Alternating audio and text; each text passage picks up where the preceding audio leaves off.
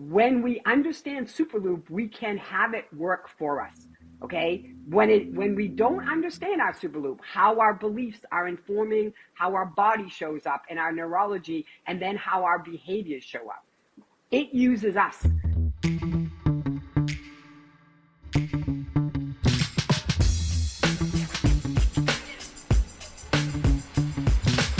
Welcome once again. It's Relationships at Work, a leadership podcast helping you build workplace connection, improve culture, and avoid blind spots. I am always your host, Russel, Lolacher, a communications and leadership expert with a couple of decades of experience in both those areas. Whole heap of curiosity too, just like you, on how we can make the workplace a better place. Thank you for your patience as I disappeared for the last 2 weeks. You know, I've done in the past when I've gone away or I've been on vacation and such, where I've brought back a library episode and I redid the intro to make it more current of what's going on right now and introduced the previous archived episode to bring it back, because there's some fantastic episodes in our library that needs a reintroduction sometimes. But I didn't do that this time, and I'll be honest, I was burning out. I needed a break. I didn't even want to do that. Not to say that I don't want to provide you the best content I can. I just didn't want to do anything for me. It was just a matter of looking out for myself and what my needs were. But I had a lovely time away. Definitely a moment to sort of relax, take stock, not think about anything related to work, leadership, culture, employees, journeys, nothing. I went for a road trip and had an amazing time doing it here in British Columbia, Canada. But I'm back. We're back. You and I, we're talking to each other. Excited for this one because I think it gets to the core of a lot of what we're trying to do in leadership, which is be better ourselves. And we can't do that unless we understand some key things: beliefs, biology, and behavior. These things are going to come up a lot in any work that we do. And our guest today has come up with a framework. See, I've been away for a while. My mouth doesn't work yet. A framework called the Superloop that can really make this crystallized for us and give us a better sense of what we could be doing. So this is the first part of our usual 4-part conversation.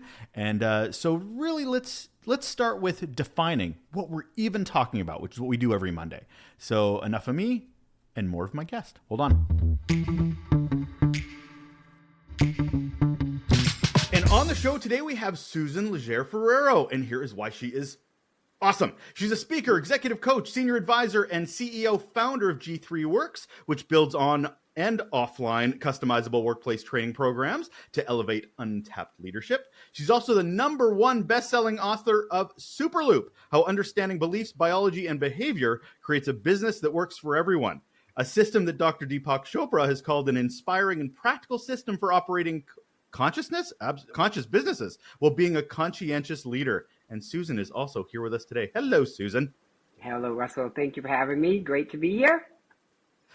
Thank you so much. I'm excited to talk about this. I loved the Superloop. It's an interesting framework. I can't tell you how much. It's sort of like one of those things you're like, well, obviously. But at the same time, it's like, but nobody's writing this down. Nobody's connecting the dots. So super excited to dig into this. But before we do, Susan, I have to ask you the question I ask all of my guests, which is, what is your best or worst employee experience?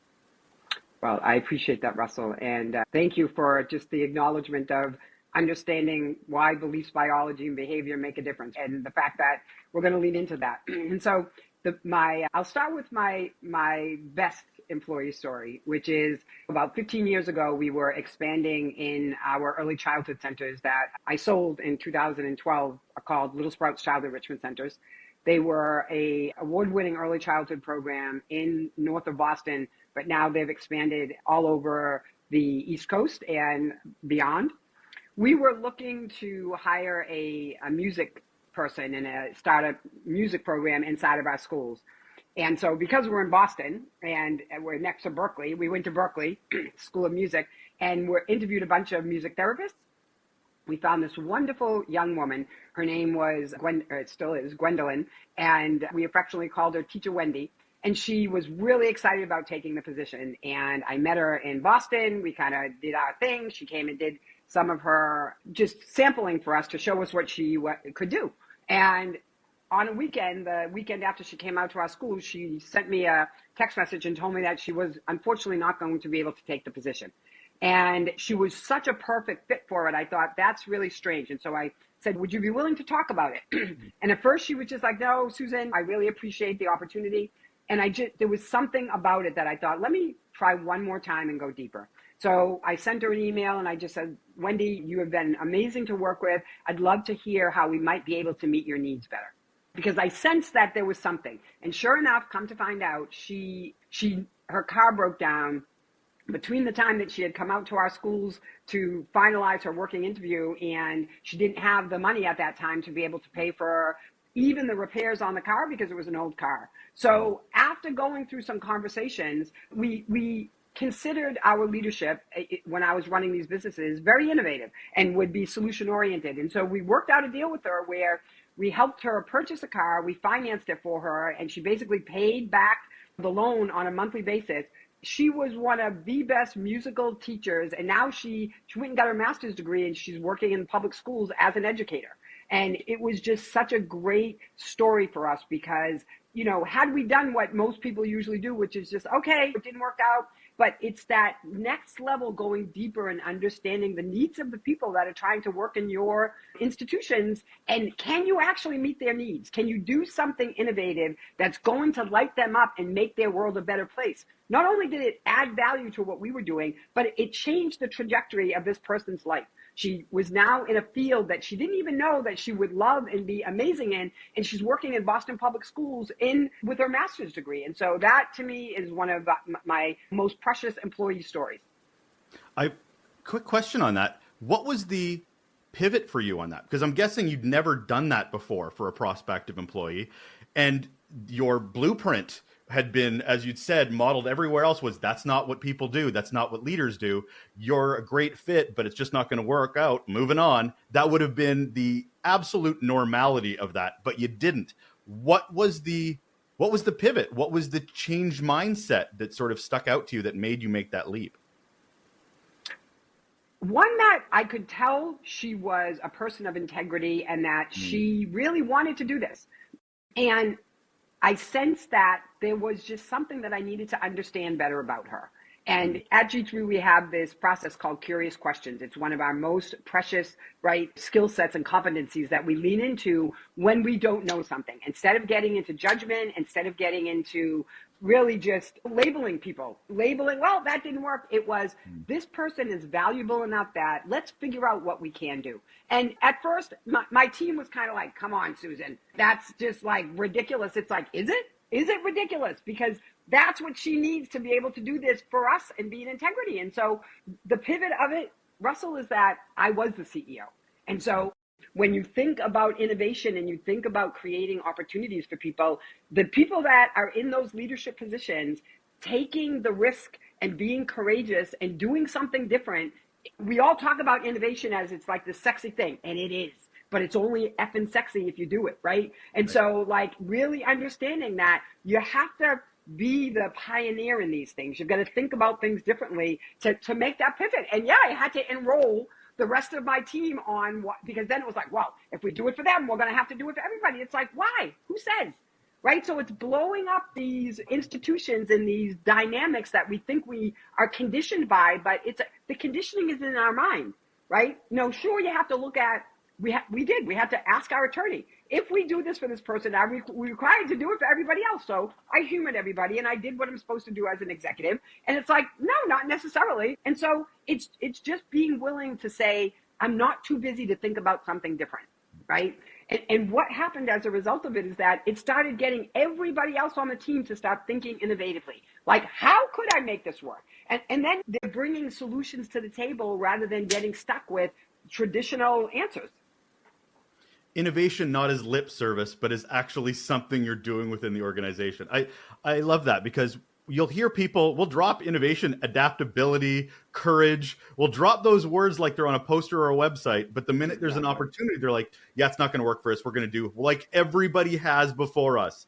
The hypocrisy is a bit much. Yeah, absolutely. And as we think about our biology, right, our brains are wired for the path of least resistance, right? It wants comfort. It wants what it knows. And so we've got to push ourselves to do something outside of the box. And you're right. We all talk about it all the time and we want it, but we have to be the ones that we've been waiting for, right? That Gandhi quote, we have to be the change we want to see. And people they're lazy with their thinking, right? And I say that with myself included, right? I have to say, Susan, think about this differently. I still have to call myself forward in those places. So yet you're right. That is a chronic complaint across industries, that they want to put the blame out there. Like, yeah, we want to be innovative, but they won't let us. We want to be creative, but it's like, so how are you trying to influence them? How are you coming up with a proposition that they can't refuse? And so some of it's that they're like, well, I've tried and it doesn't work. It's like, try it one more time. Be a little bit more courageous to create the kind of environment that you want to thrive in. And so it's just that getting back to basics around our own accountability to ourselves. This is such a nice segue into what we're going to talk about today. I love the book, really, really enjoyed the book, but I want to set the table to start. Because, I mean, I read the book, so I can say, here's what the Superloop is. But let's talk to the person that originated it. So I'd love it for you to define, in your words, what the Superloop framework is, especially as it pertains to the workplace. Sure. And thank you for reading it, Russell. I really appreciate that. As you said at the beginning, the concept, everybody reads what it is, which is understanding how beliefs, biology, and behaviors influence the outcomes in our lives. Okay? Influences us individually, and influences us collectively as teams, and influence us organizationally as the all, which is a concept we talk about in Superloop, always looking through the lens of I, we, and all. And so when we understand Superloop, we can have it work for us. Okay? When we don't understand our Superloop, how our beliefs are informing how our body shows up and our neurology, and then how our behaviors show up, it uses us. Right? People talk about getting triggered, and they talk about it like it's a problem out there when it's really in here. It's our own neurology that we get to be responsible for. So when we understand that, what I believe about this person, or the beliefs that I have been conditioned, right? Because they are conditioning. They're conditioning from our childhood. That conditioning informs our neurology, right? And I'll use this example. One of my beliefs is about reciprocity.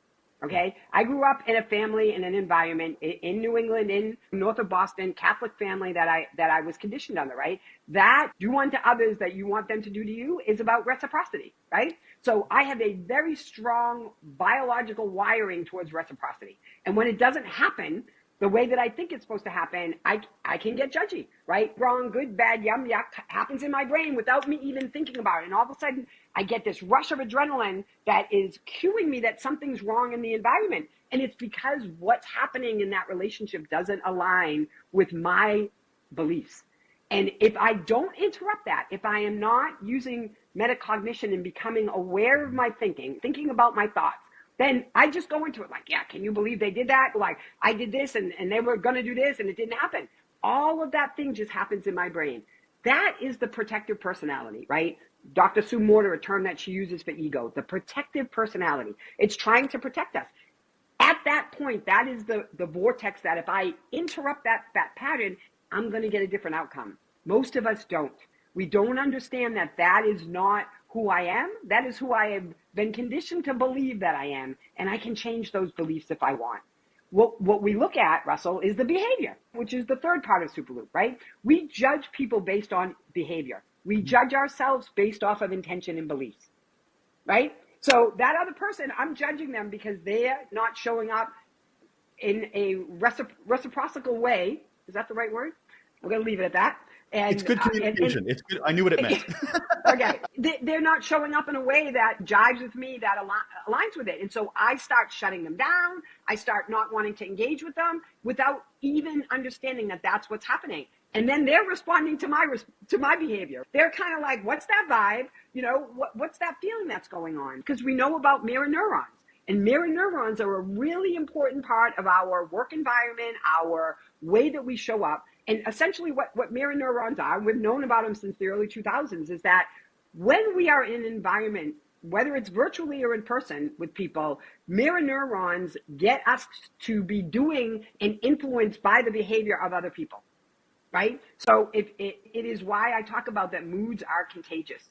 right? If Russell's not in a great mood and his cortisol, his stress hormones are high, it actually regulates to me, right? It influences my hormones based on how you're showing up. And so it's really important that we understand it, because when we're thinking about team environments, it is contagious. So as we look at behavior, we want to be thinking about it in a way that we take responsibility for it. We understand that, hey, I'm going to be in charge of interrupting myself so that the result that I want happens, rather than it's just always happening like this and I live in Groundhog Day and I don't know what else to do. And so Superloop was really created out of that tens of thousands of hours in my own teams and in other organizations, watching this dynamic happen, watching people really not understand that their own beliefs were informing the way that they were showing up as leaders, as employees, and as team members. And once they took responsibility for that and understood that they could influence it, it changes the game.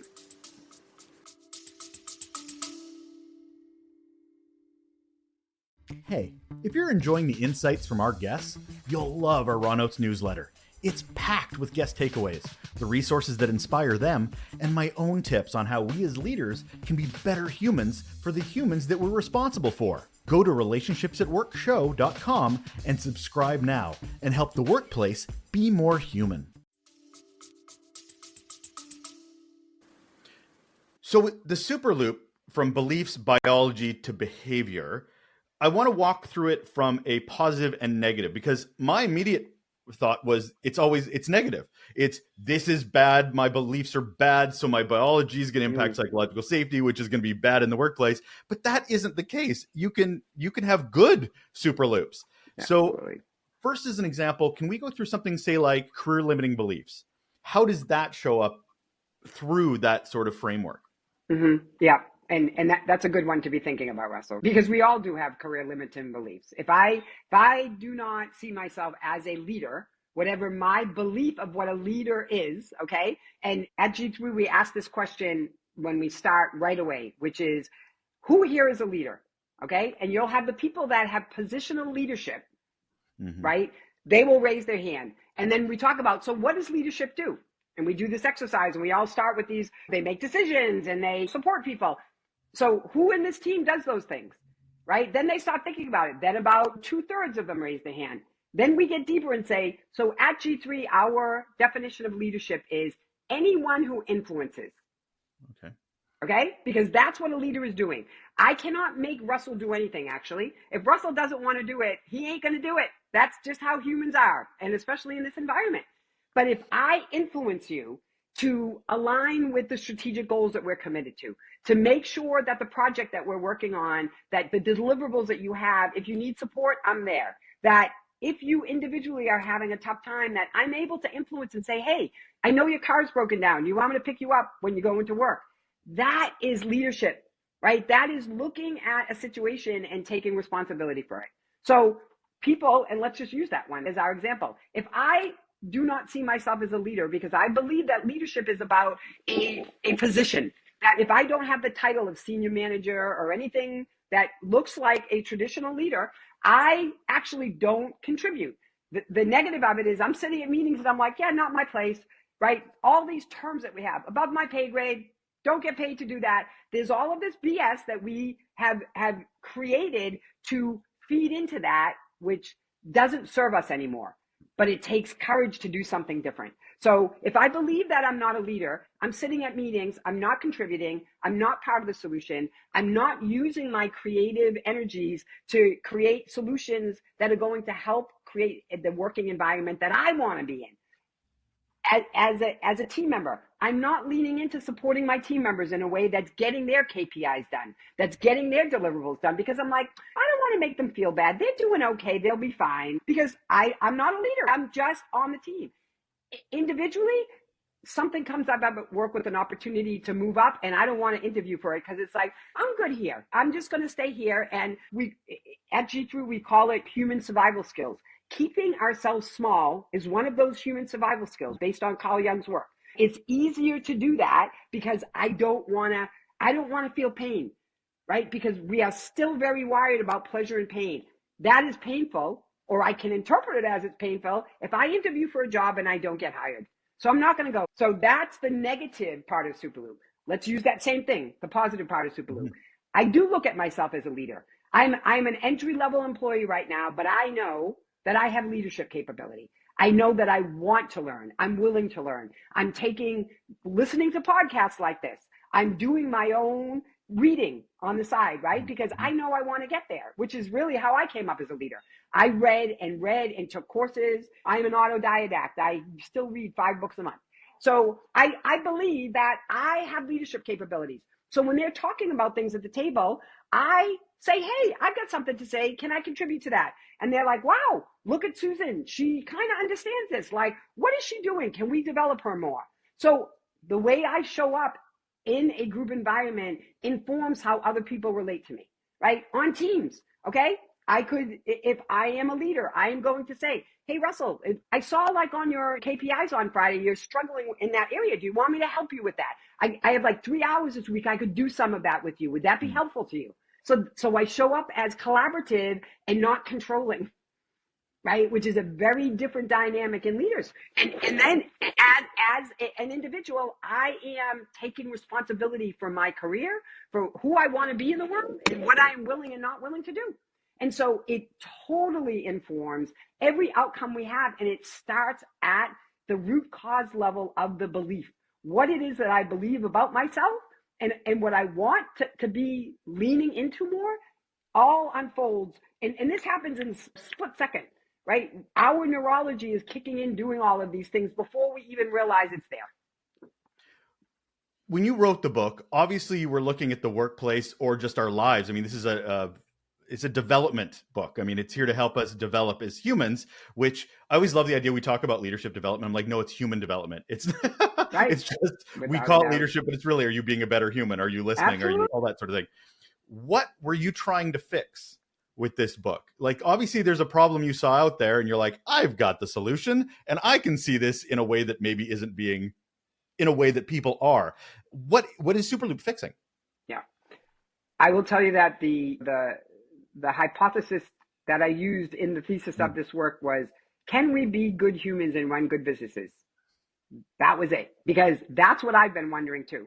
In my career, watching it, but because I had a firsthand experience, and like we talked about at the beginning of this, I knew that I could do it because I had been doing it.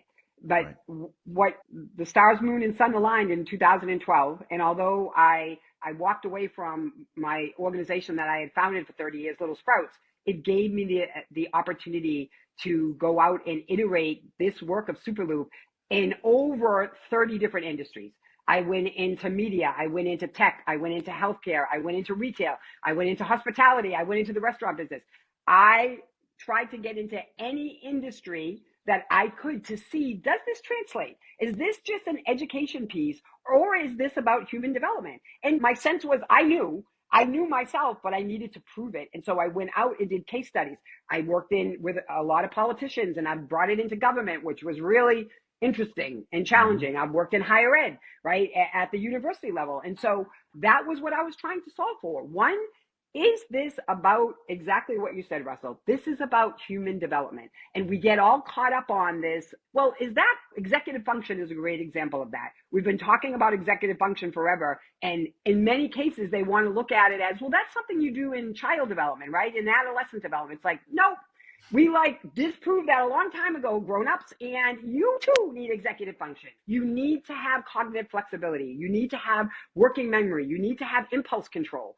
All those things as leaders that I'm trying to do myself, but I also want my team to develop. There is a way to build that capacity and that competency. And so that's really what I was trying to prove, that these things, Russell, that we call soft skills, right, which drives me batshit crazy, by the way, because they are the hardest thing that we can do, right?